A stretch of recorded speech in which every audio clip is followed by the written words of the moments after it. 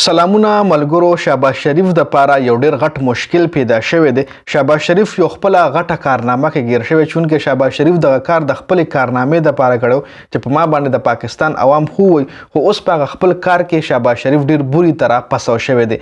یو طرف ته کتا په پاکستان کې وګورئ نو مهنګای د بیروزګاری د پاکستان عوام چې کوم د مختلف مسایل سره د مختلف مسایل شکار دي، خو بل طرف ته تاسو د دیار چې شهباز شریف یو اعلان کړو چې د وزیر اعظم هاوس ملازمینو د پاره هغه سلور تنخواګانو بونس ورکولو اعلان کړو چې زب سلور تنخواګانې دغه د پاکستان وزیر اعظم هاوس چې کوم ملازمین دي ایله به سلور تنخواګانې بونس کې ورکوم.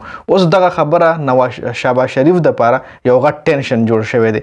دغه غټ اعلان چې کوم دی شهباز شریف کړی دی، اوس دغه غټ اعلان شهباز شریف د پاره یو ډیر غټ د ډیپریشن دغه جوړ شوی دی. ځکه تاسو له دیار شي چې زموږ په ملک کې څومره هم رولز ان لا جوړیږي نو کې آی ایم ایف خامخا انټرپشن کوي. د رولز ان لا کې خو نه خو چې سم د ملک معاملات هغه اندرونی معاملات وي یا بهر یو ملک سره بزنس کوي نو کې خامخا د آی ایم ایف سره خبر راوځي.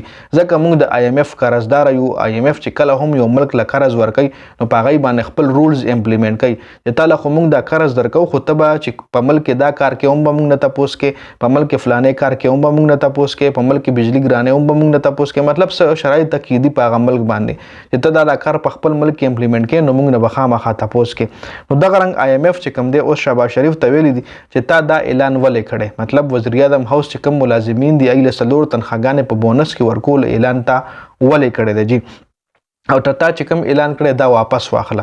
که چېرې تا دغه سلور تنخواګانې په بونس کې ورکړي نو دغه سلور تنخواګانې دینه واپس واخله، او که تنخواګانې دې نه ورکړي صرف اعلان دې کړي نو د خپل اعلان واپس واخله. بل طرف ته شهباز شریف وایي چې زه څنګه دا اوس کوم مطلب څنګه هر څه واپس واخلم، ځکه زه د ملک وزیر اعظم یم، د ملک باچا یم. اوس که زه خپل اعلان نشاله کېږم یا دغه پیسې دینه واپس اخلم که چېرې پیسې ورکړي وي نو وایي چې زه خو د ملک باچا یم، لکه زه څنګه خپل توهین په خپل وکم، څنګه خپل بې عزتي په خپل وکم. او بیا د پاکستان تحریک انصاف چې کوم دی هغه بخامخه بیا شهباز شریف پسې ډرامې جوړوي.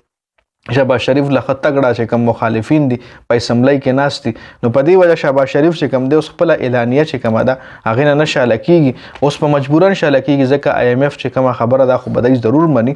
او یو طرف لکه تاسو ګورئ زموږ ملک کې څومره مسایل دي، څومره زیات بجلی کم سر له ورسېده، پیټرول کم ځای له ورسېدل، ګیس ګران، نوکریانې نشته زموږ په ملک کې، بېروزګاري ده، د بهر ملک انویسټران زموږ ملک له نه راځي، حالات خراب دي، ملک له سرمایه کار نه راځي. او بل طرف له دومره غټ اعلان چې ملازمین له سلور تنخواګانې ته په بونس کې ورکې نو دا هم یو قسم د پاکستان عوامو سره زیاتې دي.